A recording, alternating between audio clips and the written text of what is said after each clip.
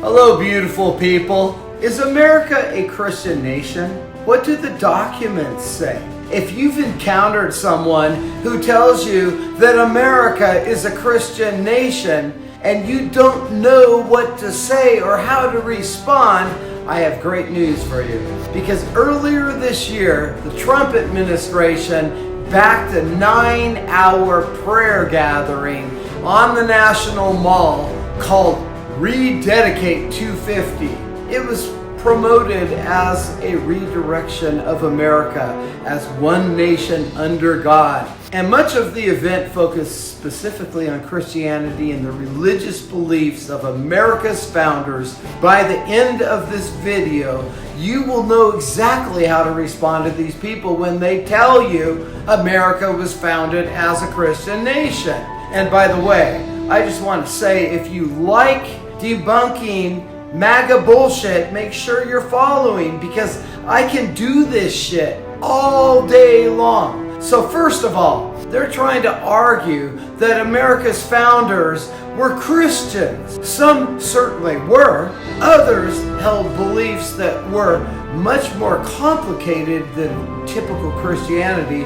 But don't take that bait. You don't even need to win the argument. In fact, concede it. Say, okay, you're right. Say to them, fine, for the sake of the argument, let's assume the founders of the United States were devout Christians, because that actually makes what they wrote and ratified all the more significant. Now let's take a look at this. Let's take a look at what they actually wrote. In 1787, the Constitutional Convention put this directly into the Constitution: no religious test shall ever be required as a qualification to any office or public trust under the United States. Now think about that. The Constitution itself forbids the federal government from requiring a religious test for public office. Christianity is not the qualification. Judaism is not the qualification. Islam is not the qualification. Religion itself is not the qualification. But they didn't stop there. 4 years later, the states ratified the First Amendment. And you probably know these words: Congress shall make no law respecting an establishment of religion or prohibiting the free exercise thereof. James Madison played the central role in drafting the amendments, and these amendments became the Bill of Rights. And the First Amendment does two things at the same time. Government cannot establish religion, and government cannot stop you from practicing yours. That protects Christians. It protects Jews. It protects Muslims. It protects people who do not believe in a God.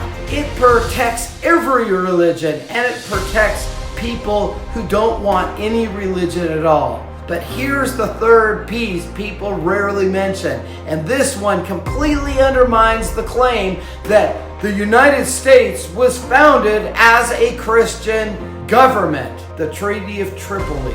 The treaty was negotiated during George Washington's presidency. Then in 1797, the United States Senate gave its unanimous consent to ratification. President John Adams then proclaimed it as a treaty of the United States, and Article 11 of the English language treaty said something extraordinary. The government of the United States of America is not in any sense founded on the Christian religion. Let me repeat that. The government of the United States of America is not in any sense founded on the Christian religion. Those aren't my words, folks. Those aren't the words of some 21st century liberal professor, if you will.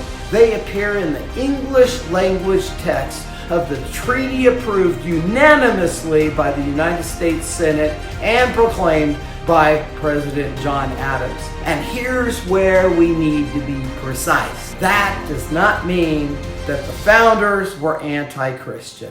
It does not mean that Christianity had no influence on American culture. And it certainly does not mean that Christians should have less religious freedom than anybody else. We're not saying that. But it means something much simpler, much more important.